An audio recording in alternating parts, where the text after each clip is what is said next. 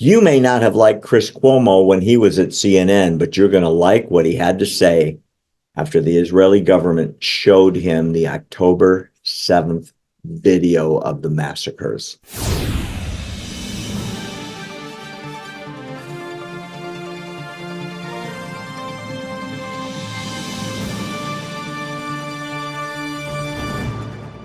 The terror attacks that took place in Israel in October on the 7th were so horrific, mass murder on a scale of viciousness the world has not seen, certainly against Jews since the Holocaust and World War II. Chris Cuomo, the former CNN analyst, now at News Nation, was among other journalists invited to see some of the videotapes taken actually by the Hamas barbarians as they were slaughtering the Israeli men, women, and children and animals. And here's what Chris said after watching about 40 minutes of snippets, and there are apparently hours and hours and hours of it. Here's the quote. Today, I was among the journalists who have attended a private screening of the raw footage of October 7th, and I want to express to you what I saw since it has not been made public. It's been a very heavy day. A decision was made that Jews are less than human and treated that way in words and deeds. I know that's exactly the message, and Hamas sent it on purpose, at scale. I was not aware of that before. I saw bodies burned, but I did not understand or appreciate how intentional the effort was. They did it methodically. You hear it in the voices, the commands, the ease, the excitement of finding and mutilating their victims. Here is his video. It shows you exactly how he feels. Check out the emotion. Like I said, today's been a heavy day because three of us went to the Israeli consulate to watch some of the footage that we've never seen. These images and media, a lot of it raw, some of it they did some editing to identify things of what happened in the massacre on October 7th. It's 47 minutes long. Now, some of it I have seen before, and you can find it online. A lot more than I expected was new to me. And again, I do believe people should see this. I understand the sensitivity of the families. I understand the concern that if you don't want to believe that October 7th happened, well, then it doesn't matter what you see. But I do believe for many, that there's an aspect of this that I don't think we appreciate. I realized something that I had missed before, okay? It took me immediately and deeply into a past trauma. The exact feeling that I had when I learned why 9/11 happened. Terrorists targeted the Twin Towers and Washington, D.C. to take out the great symbols that represent America. The method was not madness. They were sane. They were just evil. But the method was a message. Their unholy efforts triggered what Americans feared most. Terrorists robbing us of who and what we are about at home. And so they got what they asked for. The wrath of a people united in a common fear and concern that it is us or it is them. Existential. We went after those who took credit where we could, used warplanes, drones, missiles, every kind of weapon and warrior we have to kill active enemies, those who hid, the complicit, the sympathetic, and sometimes, even often at points, the innocent. That's the truth. And if there had been social media then, I don't know how public opinion at home would have been different. But the fact that they hit us where it hurt, that's what mattered most.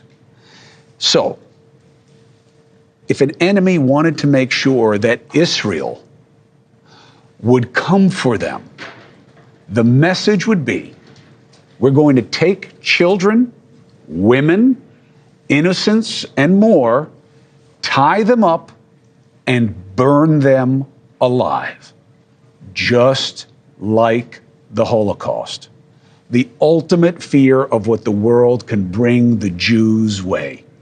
when a decision is made that Jews are less than human and treated that way in words and deeds.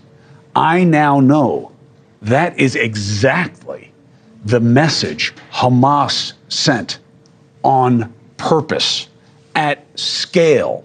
And I was not aware of that before. I had seen that bodies had been burned, but I did not understand or appreciate how intentional the effort was. They did it methodically. You hear it in the voices, the commands, the ease, the excitement of finding and mutilating victims, being told, let them play with it. Merely murdering innocents was the least of it. Of course, you see that, and you can see that anywhere in the world these days. People pointing weapons, shooting the innocent, shooting people running away, shooting women, shooting the defenseless, people scared out of their minds about what's happening. This was not death from above. It was death in your face, hands-on and personal. They enjoyed mutilating and went back and celebrated in the streets with heads and bloody corpses as trophies. This was absolute genocide.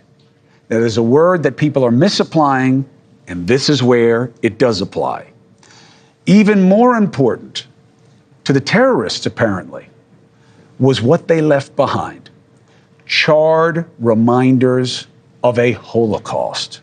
The obvious desire to see as many Jews utterly destroyed as possible. Families melted together on purpose.